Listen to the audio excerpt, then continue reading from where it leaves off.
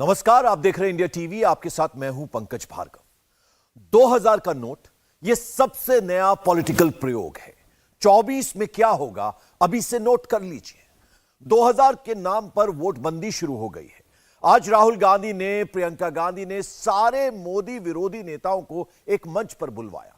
जो उस मंच पर नहीं आया उसने भी 2000 का नोट दिखाया। याद कीजिए, 2016 में जब नोटबंदी हुई थी उसके बाद से मोदी 2017 का चुनाव जीते, 2019 का चुनाव जीते और अब यानी 2023 में 2000 के नोट की वापसी हो गई है। मोदी विरोधी कह रहे हैं कि 24 से पहले यह सबसे बड़ा टर्निंग पॉइंट है। मोदी की पार्टी कह रही है कि 2000 का नोट जाएगा, इससे 24 में वोट आएगा। 2000 के नोट पर पब्लिक क्या कह रही है, नेताओं में क्या बातचीत चल रही है, ग्राउंड से क्या खबर आ रही है, क्या मोदी सरकार मनमानी कर रही है, क्या यह सच में बहुत बड़ा मास्टर स्ट्रोक है? समझिए इस रिपोर्ट से। जो भ्रष्ट है उन्हें हमेशा मोदी से ही सबसे ज्यादा कष्ट है। तो क्या 2000 का नोट बंद होने से सबसे ज्यादा कष्ट उसी भ्रष्ट इकोसिस्टम को है? और क्या अब मोदी विरोधी खेमे को 2000 के नोट में 2024 का वोट नजर आने लगा है? मैं तो बार बार कह रहा था कि सरकार को पढ़ा लिखा होना चाहिए। कभी कहते हैं कि भ्रष्टाचार खत्म करने के लिए 2000 रुपये का नोट लेके आए, कभी कहते हैं कि भ्रष्टाचार खत्म करने के लिए 2000 रुपये का नोट हटा दिया। तो मतलब कुछ समझ नहीं आ रहा कि सरकार कर क्या है। पूरा देश को लाइनों में लगाए रखते हैं, पूरा दिन लाइनों में लगा रखते हैं, हर 3-4 साल में लाइनों में लगा देते हैं। ऐसे अनपढ़ आदमी को अगर देश का प्रधानमंत्री बनाओगे तो दिन रात कोई भी आके कुछ भी समझा के फैसला लेके चला जाएगा। एकदम से हड़कंप सा मच गया है, क्योंकि याद तो हो गई आपको 8 नवंबर की वो रात। मित्रों, आज रात से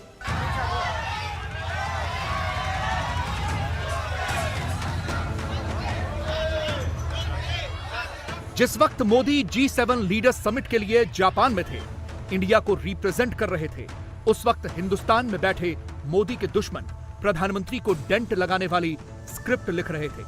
किसने क्या लिखा, किसने क्या कहा, पहले ये देखिए।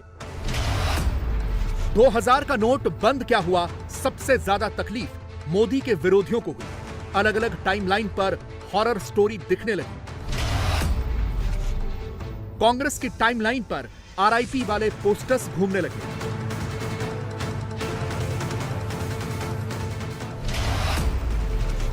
मोदी को फंसाने के लिए नए नए नैरेटिव बनने लगे। केजरीवाल ने बिना देर किए मोदी को गाली देनी शुरू कर दी।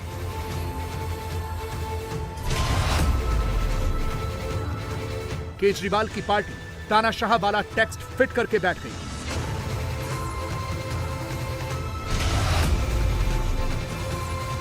मोदी पर पर्सनल अटैक की बॉम्बार्डिंग शुरू हो गई।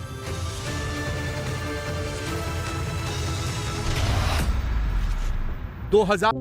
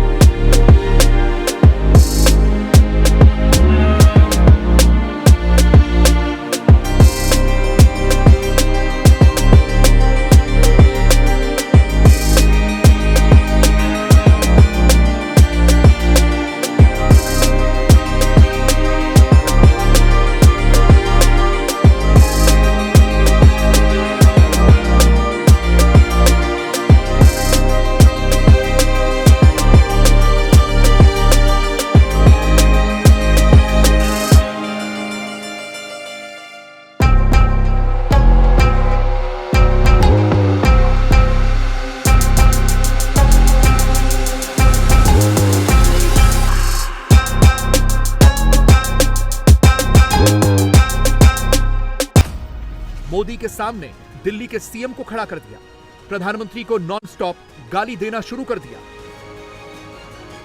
हमारे देश के चौथी पास राजा ने कहा कि 2000 की नोट आने से भ्रष्टाचार खत्म हो जाएगा मित्रों। अब वही चौथी पास राजा कह रहा है 2000 की नोट खत्म करने से भ्रष्टाचार खत्म हो जाएगा मित्रों। ऐसे अनपढ़ आदमी को अगर देश का प्रधानमंत्री बनाओगे तो दिन रात कोई भी आके कुछ भी समझा के फैसला लेके चला जाएगा। ये क्या मजाक बना रखा है आपने? जब आप 2000 का नोट लाते हैं तो कहते हैं भ्रष्टाचार खत्म हो जाएगा, काला धन खत्म हो जाएगा, आतंकवाद खत्म हो जाएगा। कितने बड़े बड़े दावे किए गए थे।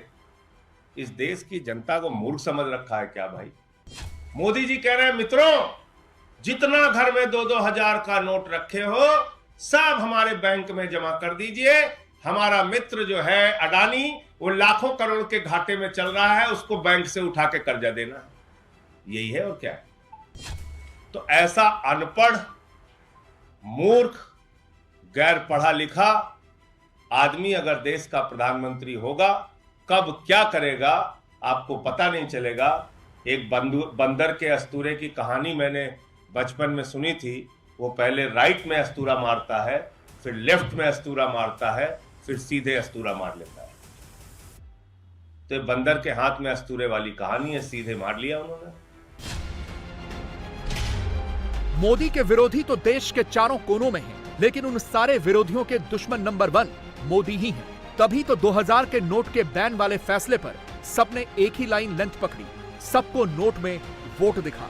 इसलिए सबने मोदी पर इकट्ठा हमला किया। क्योंकि हम लोग इधर हर फैमिली को 2000 देने का बोला है, इसलिए उसका गुस्से से 2000 को कैंसिल कर दिया है। 2000 का नोट बंद हो रहा है तो ये हो रहा है। यही सब चीज़ों पे लोगों पर बहस चलाते रहेंगे, लेकिन देश आज जिस परिस्थिति में है इससे कैसे निकलेगा उसका कोई विजन नहीं है, कोई उनकी सोच नहीं है। सवाल यह है कि 2000 का नोट बैन करना नोटबंदी है या नोट वापसी है। मोदी के पॉलिटिकल दुश्मन इस मुद्दे को हथियार बनाकर देश में पैनिक क्रिएट करना चाहते हैं, लोगों को गुमराह करके एक बार फिर लाइन में खड़ा करना चाहते हैं। बीजेपी कह रही है विपक्ष 2000 के नोट बैन को लेकर झूठ का पहाड़ खड़ा कर रहा है। सड़कों पर बैन को लेकर तो पब्लिक भी रिएक्ट कर रही है, लेकिन इस बार पब्लिक आरबीआई के फैसले को बिल्कुल सही ठहरा रही है। तो फिर मोदी के जो दुश्मन 2000 के नोट बैन को लेकर अनाप शनाप फैला रहे हैं, उसके पीछे का असली एजेंडा क्या है, थोड़ी देर में बताएंगे। पहले लोगों की बातें सुनिए। देखो, कुछ सोचकर ही सरकार ने फैसला लिया होगा इस चीज़ का कि 2000 नोट बंद करें हैं जो। मैम ओवरऑल ये तो अच्छा ही है कि 2000 के नोट बंद है black, but government should be take it seriously कि 2000 नोट बंद हो, फिर ब्लैक मनी आए हमारे पास वापस, तो होना चाहिए। आम जनता में कोई फर्क नहीं पड़ेगा, जो ब्लैक में जिसका ब्लैक मनी है उसी को फर्क पड़े, बाकी आम जनता को कोई फर्क नहीं पड़ेगा इसमें। इस टाइम तो मुझे लगता है असर ये पड़ेगा कि लोगों को पहले ही पता चल गया कि अब 2000 के नोट नहीं चलेंगे। 3 लाख करोड़ लोगों ने छुपा के रखा हुआ है, साधारण आदमी के पास तो 2000 रुपये होते नहीं। ठीक है मैम, मॉनेटाइजेशन हुआ तो गवर्नमेंट को वैसे लगता था, पहले से पता था कि ये अगर बड़े नोट हैं इनको स्टोर करना इजी होगा, कदम सही है, लेकिन आम आदमी के लिए नहीं। अगर बंद हुआ तो सही है, एक हिसाब से देखा जाए तो सरकार जो निर्णय लेती है वो सही लेती है। उसने अपना सोच समझ के, अपना फाइनेंस, अपना आगे का राजस्व सब देख दाख के इस निर्णय को लिया है, और सही निर्णय है जहाँ तक मुझे लगता है। लास्ट टाइम इस टाइम जो हुआ है, पब्लिक का रिएक्शन वैसा नहीं है जैसा पहले था, as you can clearly see. Definitely, those who have black money उन पे impact तो पड़ेगा, because you know if you have storing lot of big amount of money, you generally use big notes. तो आपको you have to settle the account, आपको bank जाना, deposit करना है, तो they will think about definitely. नुकसान तो है, देखो जिनके पास ब्लैक मनी है, खास करके लोग रखते ब्लैक मनी रखते हैं, लेकिन एक चीज तो है, मोदी जी ने जो पहले किया, टाइम तो दे दिया ना उन्होंने, टाइम दे दिया, उस हिसाब से लोग अकॉर्डिंग बैंक में जमा कर सकते हैं, वो कर सकते। ये 2000 का नोट मैं शायद अभी 2 साल बाद देख रही हूँ। तो कब मिला था आपको ये? 2 साल पहले मैंने निकाला था। 2 साल से हमने 2000 का नोट रखा हुआ है। यूज नहीं होता है। क्योंकि इतना ज़्यादा कैश अब तो सारा ही कैशलेस इंडिया ही हो गया, तो उससे तो कोई ज़्यादा इम्पैक्ट पड़ नहीं रहा। कैशलेस कब किसको होगी? ब्लैक मार्केट है इसको? मेरे हिसाब से पॉलिटिशियन या फिर ऐसे बड़े बिजनेसमैन जो टैक्स वैक्स थोड़ा सा सेव करते हैं, मतलब कैश करेंसी वो रखना चाहते हैं। मेरा मानना है कि फैसला सही है, क्योंकि 2000 के नोट अगर ब्लैक मनी रखी जाए तो कम अमाउंट में आप ज़्यादा, मतलब कम क्वांटिटी में आप ज़्यादा अमाउंट रख सकते थे, जिससे ब्लैक मनी को बढ़ावा एक तरह से मिलता है। जो रखते हैं ब्लैक मनी एक तरह से, उनके लिए बहुत आसान होता है रखना। मेरे हिसाब से फैसला सही है। करेंसी में सबसे बड़ी नोट थी, तो जो लोग ब्लैक मनी के तौर पे अगर रखे होंगे तो यही नोट ज़्यादा रखे होंगे। तो आई थिंक ये भ्रष्टाचार के ऊपर भी एक प्रहार है। प्लानिंग पहले से थी, और कोई भी सरकार पूरे 130 करोड़ के लिए जब डिसीजन लेता है तो सोच समझ के लेता है, बट वो पहले वाला पैनिक अभी नहीं होगा। बड़े प्लान तरीके से बैंकों में लोगों को डिपॉजिट करने के लिए टाइम दिया गया है। नहीं, बढ़िया डिसीजन है, कोई प्रॉब्लम नहीं, इट्स द राइट डिसीजन। ये अच्छी बात है ना, करप्शन पे रोक, अगर इससे कुछ फ़र्क पड़ता है तो अच्छी बात है, कोई प्रॉब्लम नहीं है। अच्छा है, 2 नंबर वाले बाहर आ जाएंगे, इन्फ्लेशन कम हो जाएगा। वो ऐसा होना ही चाहिए था, हमको ये 6 महीने से मालूम है। करप्शन कम होएगा, 2000 रखने में कम प्रॉब्लम होता है, तो वो 4 नोट के बदले 1 नोट ही रखने में अच्छा लगता है, तो अच्छा है ना, बंद हो जाएगा तो कोई प्रॉब्लम नहीं है। पब्लिक के रिएक्शन से 2 बातें तो क्लियर हैं।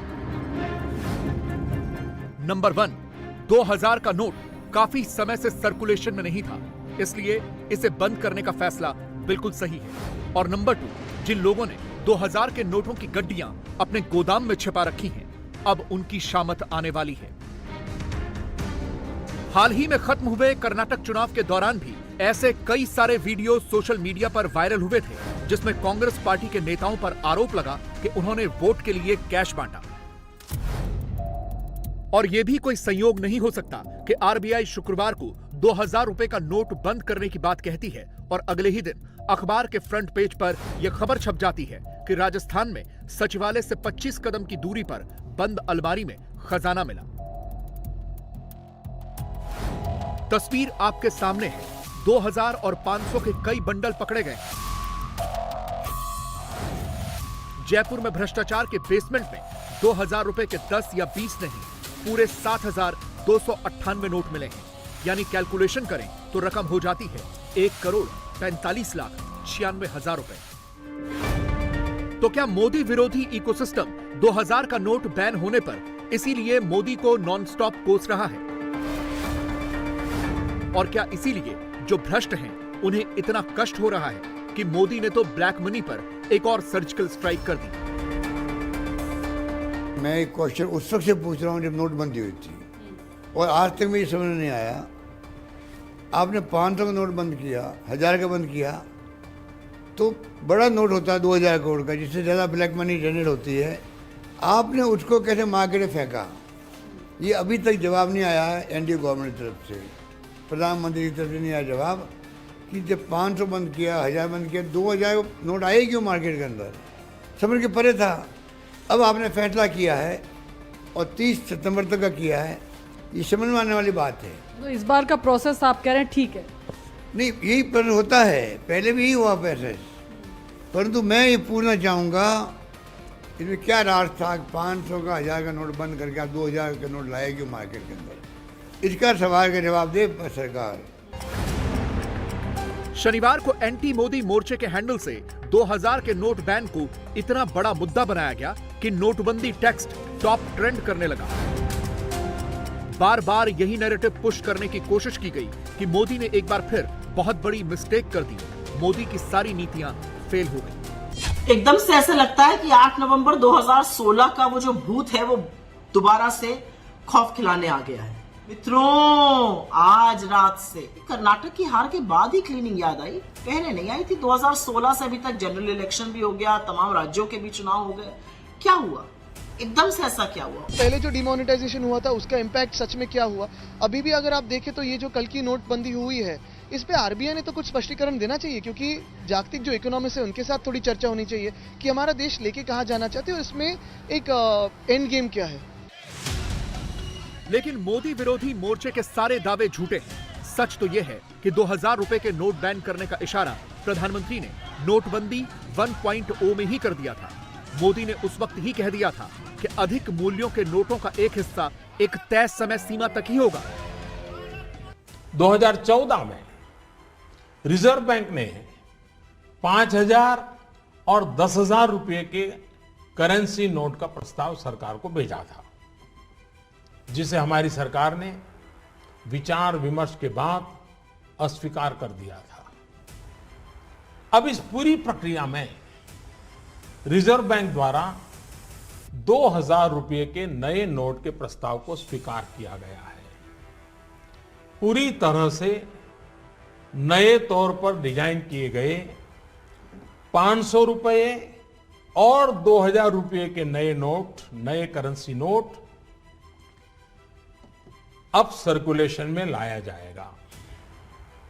रिजर्व बैंक अपने पिछले अनुभवों को ध्यान में रखते हुए करेंसी सर्कुलेशन में अधिक मूल्यों के नोटों का हिस्सा अब एक सीमा के अंदर ही रहे, इसके लिए रिजर्व बैंक आवश्यक प्रबंध करेगा। प्रधानमंत्री के पूर्व प्रधान सचिव नृपेंद्र मिश्र ने भी यही कहा है कि ये नोटबंदी नहीं है, ये 2,000 रुपए के नोटों को वापस लेना है। नोटबंदी के वक्त सलाह दी गई थी कि 2,000 रुपए का नोट चलन में लाया जाए, जो प्रधानमंत्री को पसंद नहीं आया था, लेकिन एक कप्तान के नाते अपनी टीम की सलाह पर उन्होंने इन नोटों की अनुमति दे दी। हालांकि वो उस वक्त भी बेहद स्पष्ट थे कि ये एक अल्पकालिक व्यवस्था होगी। 2000 नोट बंद हुआ, अच्छा ही हुआ है। हमारी सरकार ने जो भी सोचा है, भारत सरकार ने, वो सही होगा। तो हमारे मोदी जी ने जो भी प्लान किया है बहुत अच्छा है। ये फैसला जन साधारण के लिए बहुत अच्छा है। और ये जो रिजर्व बैंक की पॉलिसी होती है, कब कौन नोट निकालना, कब छोड़ना, तो ये नोटबंदी नहीं बल्कि नोट वापसी का है। अब बीजेपी के नेता जयवीर शेरगिल का ये ट्वीट पढ़िए। जनवरी 2014 में यूपीए की सरकार ने साल 2005 से पहले प्रिंट हुए 500 और 1,000 के नोट वापस लिए थे।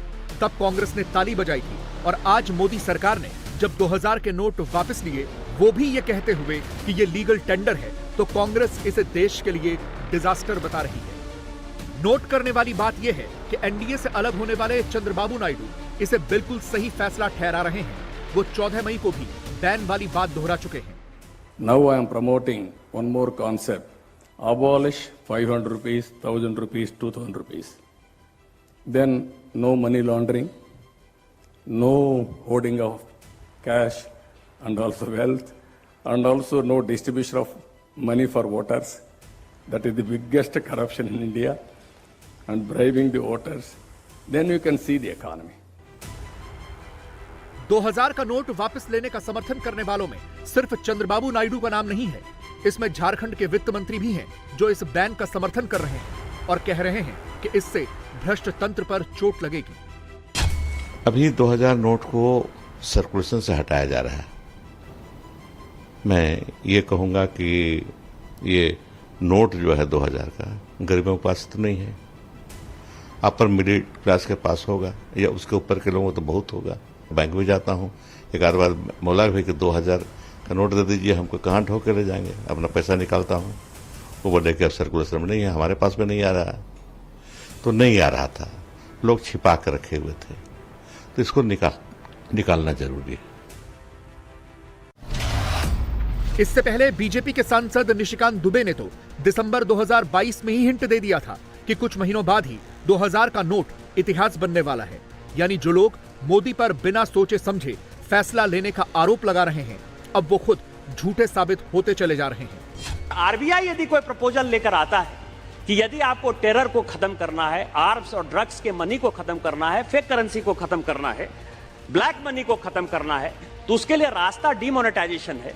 तो डिमोनेटाइजेशन जो है कर दिया तो हमने गलत काम कर दिया। क्या आपको नहीं लगता कि आप आईएसआई और पीएफआई जैसे संगठन को, जो कि हमारे देश को टुकड़े टुकड़े करना चाहते हैं, या टुकड़े टुकड़े गैंग के जो सदस्य हमारे यहाँ हैं, उसके लिए आप उनकी मदद करते हैं? आपको उसके लिए बधाई नहीं देनी चाहिए कि आज जो है ये कम हो गया। 2000 का नोट जो है रीमोनेटाइज हो रहा है, और 2000 नोट जो कांग्रेस ने बचा के रखा है वो निकाल के ले आइए, जनता के बीच में ले आइए। नहीं तो एक दिन यदि घोषणा कर देंगे कि वो 2000 का नोट इतने तारीख से खत्म हो जाएगा, तो आप लोग परेशानी में पड़ जाएंगे। एक लाइन में कहें तो कांग्रेस पार्टी के हैंडल्स और मोदी के बाकी विरोधी इस मुद्दे पर जितना शोर शराबा मचा रहे हैं वो कुछ और नहीं, मोदी के खिलाफ एक पॉलिटिकल स्टंट है, जिसमें राहुल ने पहले ही बताया था वाला टेक्स्ट है। ये एक आरबीआई का एक डिसीजन है उनका अपना, और 2000 के नोट को इलीगल नहीं किया गया, वो लीगल टेंडर ही है। तो ऐसे में किसी को ऐसी अफवाह में नहीं आना है। मैं समझता हूँ इससे वही लोग परेशान हो रहे होंगे जो अरविंद केजरीवाल जैसे लोग हैं, जो शराब घोटाले में बड़ी मेहनत करके कुछ इकट्ठा किए होंगे। तो ये जो निर्णय है ये आरबीआई का अपना सेल्फ डिपेंडेंट निर्णय है, और 2000 के नोट आपके जैसे हैं वैसे रहेंगे ही। बाकी कभी कभी आरबीआई अपनी व्यवस्था को या कुछ समस्या आती है उसको ठीक करने के लिए कुछ निर्णय लेती है। यहां एक टेक्निकल पॉइंट पर भी गौर कीजिए। आरबीआई ने साल 2016 में 2000 के नोट जारी किए थे और ये अपनी 4 या 5 साल की लाइफ स्पैन पूरी कर चुके हैं। अगर 2000 का नोट दोबारा आता भी तो नया प्रिंट होता, लेकिन चूंकि देश के लोग इस करेंसी का इस्तेमाल बड़े पैमाने पर ट्रांजैक्शन के लिए नहीं करते, इसलिए आरबीआई इसे प्रिंट करना नहीं चाहती, इसीलिए इसे बाजार से विड्रॉ कर दिया गया है। यानी 2000 के नोट को वापस लेने की कहानी में मोदी की कोई मनमानी नहीं है, लेकिन विरोधी उसमें सियासी लाइन पकड़कर बैठ गए हैं। 2000 के नोट पर 24 वाले वोट का खेल खेला जा रहा है, लेकिन मोदी के दुश्मन ये भूल गए हैं कि मोदी ने एक बार फिर भ्रष्टाचारियों को भारी कष्ट दे दिया है। और इसका हिंट तो मोदी पहले ही दे चुके हैं, खुलकर कह चुके हैं कि ऐसे नोट तो सिर्फ कागज का टुकड़ा है, उसे छुपाने की कोशिश न करें। और ये भी कह चुके हैं कि ये पूर्ण विराम नहीं है, ऐसे कठोर फैसलों का चुनाव से कोई कनेक्शन नहीं है। जिनके पास ये बेईमानी का है वो मान के चले कागज का टुकड़ा है, वो ज्यादा कोशिश न करें, ज्यादा कोशिश न करें, वरना सरकारी मैं इसके लिए अगर 1 लाख नए लड़कों को नौकरी देनी पड़ेगी तो दूंगा और कोई इसी काम में लगाऊंगा। लेकिन देश में ये सारा कारोबार बंद चल रहा है, उसको बंद करना है। और अब लोग मुझे समझ गए हैं, इतने दिन उनको समझ नहीं आया, लेकिन जरा एक डोज ज्यादा आया तो समझ आया। लेकिन ये एंड नहीं है, ये पूर्ण विराम नहीं है। मैं हाथ खुल करके कहता हूं ये पूर्ण विराम नहीं है। कर्नाटक में आज क्या हुआ जिसका असर बिहार में दिखाई देगा, महाराष्ट्र में दिखाई देगा, लेकिन उत्तर प्रदेश में उसका असर नहीं होगा। बंगाल में भी कर्नाटक का असर कितना होगा अभी कहा नहीं जा सकता। कर्नाटक से एम फैक्टर को पक्का करने का फॉर्मूला निकाला गया। कांग्रेस इसका पूरा श्रेय लेना चाहती है, लेकिन क्या क्षेत्रीय क्षत्रप इसके लिए तैयार होंगे? 24 में मोदी विरोधी क्या करने वाले हैं? देश में 12 ऐसे राज्य हैं जहां मुस्लिम आबादी 10% से लेकर 30% तक है। वहां 24 में क्या होगा? क्या मोदी विरोधियों को ध्रुवीकरण में फायदा नजर आने लगा है? क्या मोदी को हराने के लिए पहले स्टेट बाय स्टेट और 24 में नेशनल लेवल पर पोलराइजेशन की स्ट्रेटेजी बन रही है? हर सीट पर हिंदू मुस्लिम वोटों की गिनती हो रही है। इसकी पूरी जानकारी इस रिपोर्ट में है। कर्नाटक में कांग्रेस की सरकार का शपथ ग्रहण हुआ। सिद्धारमैया सीएम बने, डीके शिवकुमार डिप्टी सीएम बने। कर्नाटक के शपथ ग्रहण समारोह में कांग्रेस ने शक्ति प्रदर्शन भी किया। बिहार से CM Nitish Kumar, deputy CM Tejashwi Yadav पहुंचे। महाराष्ट्र से एनसीपी अध्यक्ष शरद पवार पहुंचे। जम्मू कश्मीर से नेशनल कॉन्फ्रेंस के नेता फारूक अब्दुल्ला भी सिद्धारमैया के शपथ ग्रहण समारोह में पहुंचे। झारखंड के सीएम हेमंत सोरेन भी कर्नाटक पहुंचे। तमिलनाडु के मुख्यमंत्री एम.के. स्टालिन भी कांग्रेस के शपथ ग्रहण समारोह में शामिल होने के लिए पहुंचे। बंगाल की मुख्यमंत्री ममता बनर्जी खुद तो नहीं पहुंची, उनका प्रतिनिधि कांग्रेस के शपथ ग्रहण समारोह में शामिल होने के लिए पहुंचा था। सीपीआई से डी राजा तो सीपीएम से सीताराम येचुरी भी कांग्रेस की जीत में शामिल हुए। विपक्ष के नेताओं के अलावा कांग्रेस शासित राज्यों के मुख्यमंत्री भी कर्नाटक में सिद्धारमैया सरकार के शपथ ग्रहण में पहुंचे। राहुल गांधी ने कर्नाटक में बड़ी जीत क्यों हुई, कैसे हुई, उसकी बात भी की। मीडिया में बहुत लिखा गया कि ये चुनाव कांग्रेस पार्टी क्यों जीती। अलग अलग एनालिसिस हुई, अलग अलग थियरियां चालू की गई। इस जीत का सिर्फ एक कारण है और ये कारण है कि कांग्रेस पार्टी कर्नाटक के गरीबों के साथ, कमजोरों के साथ, पिछड़ों के साथ, दलितों के साथ, आदिवासियों के साथ खड़ी हुई। जैसे हमने यात्रा में कहा था, नफरत को मिटाया, मोहब्बत जीती। नफरत के बाजार में कर्नाटक ने लाखों मोहब्बत की दुकानें खोली हैं। कर्नाटक की जीत का कांग्रेस का अपना एनालिसिस है। बीजेपी अपनी हार की अलग समीक्षा कर रही है। जेडीएस क्यों चुनाव में बहुत पीछे रह गई, कुमारस्वामी उस पर जरूर मंथन कर रहे होंगे। लेकिन कांग्रेस की जीत के पीछे वादों और नारों के अलावा जो सबसे बड़ा फैक्टर माना जा रहा है वो है मुस्लिम वोट। कर्नाटक में करीब 13% मुस्लिम हैं। सीएसडीएस की रिपोर्ट के मुताबिक इस बार के चुनाव में कर्नाटक के मुस्लिमों ने कांग्रेस को एक तरफा वोट किया। रिपोर्ट के मुताबिक चुनाव में कांग्रेस को करीब 70% मुस्लिमों ने वोट दिया, तो वहीं बीजेपी को 10% वोट मिला। कर्नाटक में कांग्रेस का शपथ हुआ तो महाराष्ट्र से अरशद मदनी दावा कर रहे हैं कि बजरंग दल को बैन की बात कांग्रेस के लिए संजीवनी बनी। और अक्सरियत और अकलियत भी और मुल्क की सूरत हाल भी सबके सामने है। फिरका परस्ती के खिलाफ कांग्रेस की लचकदार पॉलिसी ने, हम कहते हैं कांग्रेस की वो पॉलिसी लचकदार थी। आज की जो पॉलिसी है कि बरमला कांग्रेस कह रही है कि हम अगर इख्तियार में आएंगे तो बजरंग दल पर पाबंदी लगा। अगर ये पॉलिसी उस वक्त तैयार कर ली होती, मुल्क बर्बाद ना होता। इस लचकदार पॉलिसी ने कांग्रेस को भीख मांगने के ऊपर मजबूर कर दिया। अब कर्नाटक में मिली जीत का यही गुरु मंत्र कांग्रेस बाकी राज्यों में देना चाहती है। एम समीकरण यानी मुस्लिमों के वोट के जरिए 24 में मोदी की घेराबंदी की कोशिश की जा रही है। कर्नाटक में 13% मुस्लिम हैं, पश्चिम बंगाल में करीब 27% मुस्लिम हैं, उत्तर प्रदेश में करीब 20% मुस्लिम हैं, बिहार में करीब 16.87% मुस्लिमों की आबादी है, केरल में 26.56% मुस्लिम आबादी है, महाराष्ट्र में 11.24% मुस्लिम है, असम में 34.22% मुस्लिम है, जम्मू कश्मीर में 68.31% मुस्लिम आबादी है, तेलंगाना में 12% मुस्लिम है, राजस्थान में 9% मुस्लिम है, झारखंड में 14.53% मुस्लिम है, दिल्ली में 12.78% मुस्लिम है।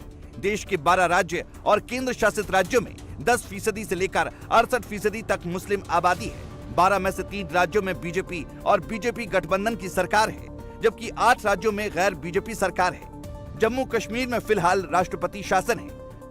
अब सवाल यही है कि क्या जैसा नजारा 23 में कर्नाटक में दिखा, कांग्रेस ने राज्य की सत्ता बीजेपी से छीन ली, कर्नाटक में मोदी विरोधियों को इकट्ठा करने की कोशिश की जा रही है, तो क्या 24 के लोकसभा चुनाव में भी यही होगा? क्योंकि अगर लोकसभा की बात करें तो लोकसभा की 543 सीटों में से 92 सीटें ऐसी हैं जो मुस्लिम बाहुल्य हैं। मतलब 24 के चुनाव में ये सीटें निर्णायक भूमिका अदा कर सकती हैं। यही वजह है कि विपक्षी पार्टियां मुस्लिम वोटों की गोलबंदी करने में जुटी हैं। कर्नाटक के नतीजों से बेहद उत्साहित भी हैं। सबसे पहले मुस्लिम बाहुल्य सीटों का समीकरण क्या है, कितनी सीटों पर मुस्लिम डायरेक्ट प्रभाव करते हैं। मुस्लिम बाहुल्य लोकसभा की कुल 92 सीटें हैं, जिनमें से 16 सीटों पर 50% से ज्यादा मुस्लिम हैं, 11 सीटों पर 41 से 50% मुस्लिम हैं, 24 सीटों पर 31 से 40% मुस्लिम, 41 सीटों पर 21 से 30% मुस्लिम हैं। कांग्रेस सहित सारे मोदी विरोधी इन्हीं मुस्लिम बाहुल्य सीटों पर एकाकी बात कर रहे हैं, कर्नाटक को झांकी बता रहे हैं, 24 में क्या होगा उसकी रणनीति बना रहे हैं। लेकिन 24 से पहले मोदी का कैसा प्रदर्शन इन मुस्लिम बाहुल्य सीटों पर रहा है, पहले उसे देख लीजिए। 2014 में एनडीए को मुस्लिम बाहुल्य 92 सीटों में से 41 पर जीत हासिल हुई थी। 2019 में एनडीए को मुस्लिम बाहुल्य 92 सीटों में से 45 पर जीत हासिल हुई थी, मतलब 4 सीटें अधिक जीता एनडीए। पिछले 2 चुनाव में मुस्लिम बाहुल्य सीटों पर पीएम मोदी और उनकी समर्थक पार्टियों का प्रदर्शन शानदार रहा है। लेकिन 24 के चुनाव में बीजेपी के सामने सबसे बड़ी चुनौती हिंदी भाषी बेल्ट के बिहार में है। जहां नीतीश कुमार अब मोदी के साथ नहीं बल्कि तेजस्वी के साथ हैं। बिहार में लोकसभा की कुल 40 सीट है। बिहार में मुस्लिम आबादी करीब 16.87% है। बिहार में लोकसभा की 4 सीटें मुस्लिम बाहुल्य हैं। बिहार में नीतीश और तेजस्वी एक साथ हैं। यहाँ पर मुस्लिम वोट नीतीश और तेजस्वी के साथ इंटैक्ट है। कांग्रेस भी नीतीश और तेजस्वी के साथ ही है। बिहार में बीजेपी के लिए 24 में बड़ी चुनौती है।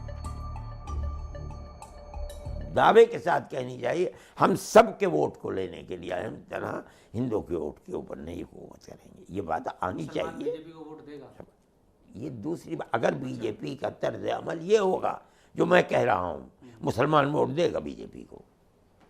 अगर बीजेपी स्टेज के ऊपर आके ये कहेगी कि हम सिर्फ हिंदू के वोट पर सियासत नहीं करेंगे, हम ये चाहते हैं कि हमारी पुरानी अखुवत और हमदर्दी भाईचारगी की जो तारीख है वो जिंदा रहे नहीं बल्कि ताकतवर हो, हमें सबके वोट की ज़रूरत है, हम सिर्फ हिंदू के वोट के ऊपर सियासत नहीं करते। देखिए मुसलमान वोट जाता है नहीं जाता है। दूसरी पार्टियां फिर क्या करेगी? ये करेंगे, वो जाने अपना क्या करेंगे। बीजेपी क्यों नहीं कर रही है? सवाल पैदा होता है जब आपका नारा है सबका साथ सबका भी, आप क्यों नहीं इलेक्शन के अंदर मुसलमान से क्रिश्चियन से वोट क्यों नहीं मांगते? आप कहिए कि हम एक वोट के ऊपर सियासत नहीं करेंगे। इस नजरिए को लेके आइए, देखिए मुसलमान आपके साथ जाता है नहीं जाता है। 24 में मोदी और बीजेपी को सबसे ज्यादा उम्मीद उत्तर प्रदेश से ही है। यूपी में 80 लोकसभा सीट है। बीजेपी ने 14 और 19 में शानदार प्रदर्शन भी किया था। यही उम्मीद 24 में भी है। उत्तर प्रदेश में 80 लोकसभा सीट है। मुस्लिम वोटर्स करीब 20% है। यूपी में 23 लोकसभा सीट ऐसी है जहां मुस्लिम वोटर्स निर्णायक होते हैं। मोदी की भी नजर इन्हीं सीटों पर है। फिर से 14 और 19 वाला प्रदर्शन दोहराने की कोशिश है। बीजेपी के लिए यूपी में मुस्लिम सीटों का समीकरण बिहार की अपेक्षा थोड़ा सरल है। अभी के जो हालात हैं, यूपी में समाजवादी पार्टी, बीएसपी और कांग्रेस तीनों अलग अलग चुनाव लड़ते हुए दिखाई दे रहे हैं। मुस्लिम वोटों के यही 3 सबसे बड़े प्लेयर हैं, लिहाजा यहाँ मुस्लिम वोटों का बिखराव मुमकिन है। यूपी में 24 में क्या होगा, इसका ट्रेलर कर्नाटक के शपथ ग्रहण समारोह में ही दिखाई दे गया। कांग्रेस की जो गैस लिस्ट थी उसमें ना अखिलेश को न्योता था, ना मायावती को, केवल जयंत चौधरी को बुलाया गया था। बीजेपी की बहुत बड़ी गलती यह है कि उसने जुनूब और शिमाल को ये समझा कि जहन एक है। उन्होंने अपनी पूरी ताकत झोंक दी मुसलमान की मुखालफत के अंदर। लेकिन अगर ये ताकत शिमाली हिंदुस्तान में झोंकी जाती तो हो सकता है कि ये नतीजा जो जनूबी हिंदुस्तान में निकला है वो शिमाली हिंदुस्तान में न निकलता। क्या था उत्तर भारत में, क्या होता? यकीनन हिंदू मुस्लिम तफरीक हो जाती मुकम्मल। शिमाली हिंदुस्तान में अगर ये बात कही जाती तो हिंदू मुस्लिम तफरीक हो जाती। जनूबी हिंदुस्तान के अंदर कल को होती है या नहीं होती ये दूसरी बात है।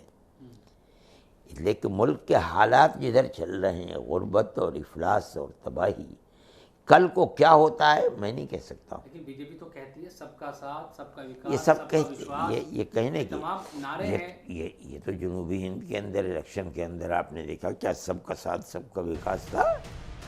उत्तर प्रदेश के बाद सबसे ज्यादा सीट महाराष्ट्र में है। मोदी के लिए बिहार के बाद सबसे ज्यादा चुनौती महाराष्ट्र में होने वाली है। महाराष्ट्र में लोकसभा की कुल 48 सीटें हैं। महाराष्ट्र में मुस्लिमों की आबादी करीब 11.24% है। महाराष्ट्र में 4 सीटें मुस्लिम बाहुल्य हैं, जहां मुसलमान वोटर ही हार जीत का समीकरण तय करता है। महाराष्ट्र में कांग्रेस, एनसीपी और उद्धव की शिवसेना एक साथ है। बीजेपी के लिए यही सबसे बड़ी चुनौती है। महाराष्ट्र में मुस्लिम वोट इंटैक्ट है, साथ में उद्धव गुट का वोट भी बीजेपी के पास नहीं है, बल्कि महाविकास आघाड़ी गठबंधन के साथ है। महाराष्ट्र के बाद सबसे ज्यादा नजर विपक्ष के साथ साथ बीजेपी की भी टिकी है ममता बनर्जी के गढ़ पर। पश्चिम बंगाल तीसरा सबसे बड़ा राज्य है, जहां लोकसभा की सबसे ज्यादा सीट है। पश्चिम बंगाल में लोकसभा की 42 सीट है। मुस्लिमों की आबादी करीब 27% है। बंगाल में सबसे ज्यादा मुस्लिम बाहुल्य सीटें हैं। यहीं 28 सीटों पर मुस्लिम सीधे हार जीत का फैसला करते हैं। यहाँ ममता बनर्जी का सियासी वर्चस्व अभी भी बरकरार है। मुस्लिम वोटों की सबसे बड़ी प्लेयर ममता बनर्जी ही है। कांग्रेस और लेफ्ट की नजरें भी मुस्लिम वोटों पर टिकी रहती है, लेकिन मुस्लिमों का भरोसा ममता बनर्जी पर ही है। ममता बनर्जी गैर कांग्रेस मोर्चा बनाने पर भी जोर दे रही हैं। आज कर्नाटक में कांग्रेस के शपथ ग्रहण समारोह में ममता बनर्जी नहीं पहुंची, जबकि मोदी के खिलाफ लामबंद होने का इससे बड़ा मंच कहां मिल सकता था। अभी आज नीतीश आए, तेजस्वी आए, हेमंत सोरेन भी आए, लेकिन ममता बनर्जी, अखिलेश यादव जैसे चेहरों ने दूरी बना ली। देखिए, ऑलरेडी ममता जी ने स्टेटमेंट दी कि जहाँ जहाँ पे कांग्रेस मजबूत है वहाँ हम उनको फुल सपोर्ट करेंगे। अब भाजपा का काम है, वो बौखलाई हुई है। यहाँ पे जो पूरा विपक्ष एकजुट होकर कर्नाटक में पहुँचा है, आप लोगों ने खुद देखा, लगभग 1 लाख लोग इकट्ठे हुए। ये बौखलाहट में बोला जा रहा है, हमारा पूरा विपक्ष साथ में चल रहा है। जाहिर है 24 का गोल सबका सेट है। मोदी तीसरी बार केंद्र में सरकार बनाना चाहते हैं तो मोदी विरोधी उन्हें सत्ता से बेदखल करना चाहते हैं। क्या कर्नाटक का फॉर्मूला पूरे देश में चलेगा? सवाल यही है कि 2024 में किसका फॉर्मूला हिट होगा, मोदी का या फिर मोदी विरोधियों का? इंडिया टीवी हर वक्त हर जगह डाउनलोड करने के लिए सर्च करें India TV news Google play store या ऐप स्टोर पर।